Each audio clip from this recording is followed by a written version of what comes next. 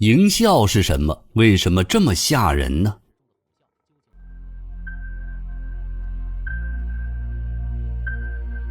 可能身处和平时期，现在的我们不太了解营校这个词，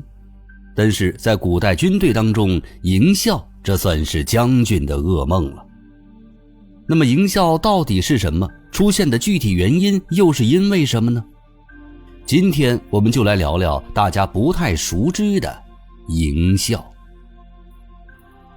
营校指的是古代军营里突发的一种群体疫症，是士兵在长期处于精神压力之下出现的一种类似于发疯的癫狂状态。在这种状态下，士兵们会失去理智，相互攻击，甚至向自己的战友挥刀相向，导致军营陷入一片乱战。它的可怕之处是突发性，并且具有很强的传染性。最开始只是个别士兵因为恐惧或噩梦引起的心理压力，但是由于没有专业的心理治疗，一旦这种情况出现不及时发现，就很快蔓延至整个军营。一旦开始，其蔓延速度之快几乎是无法控制的，使得整个军队瞬间陷入混乱状态。营校会严重破坏军队的战斗力，使士兵们失去理智，而且无法进行有效的防御或反击。在营校中，士兵们会自相残杀，造成大量非战斗性减员。由于军队的环境高度封闭，人员高度集中，纪律又严苛无比，所以在古代的军营，特别是处于交战状态的军营当中，上至统帅下到士兵，每一个人的神经都是高度紧张的。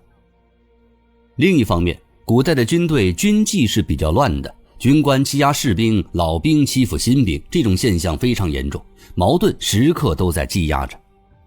尤其是在大战之前，人人生死未卜，不知道自己什么时候就会一命归西了。这个时候，人的精神是处于崩溃的边缘的，可能是一件小事就导致人的情绪失控，而这件小事甚至可能只是睡觉时的一个噩梦。所以没有人能够准确地把握住营校的开端。对于缺乏现代科学技术和知识技能储备的古代军队来说，营校无疑是一场灭顶之灾。古代的将领们也非常害怕内部所滋生的营校。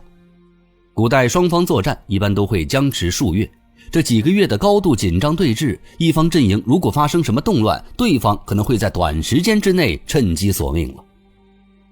试想一下这样的画面，士兵们不是跟敌对方交手，却在内部发生动乱，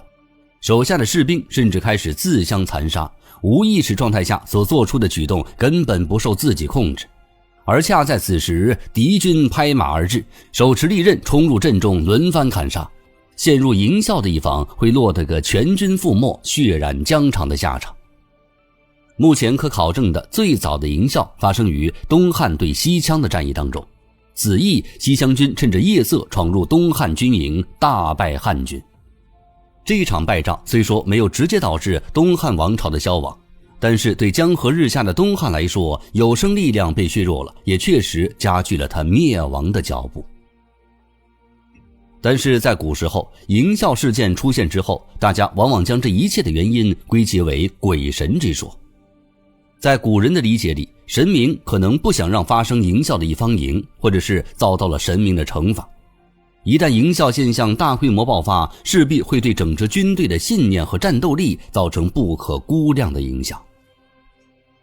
营校是古代军队中一种极其可怕的现象，从它的名字就可以简单理解，它就像是军营中的海啸，它的突发性、传染性和破坏力都使得再厉害的战将也是难以应对的。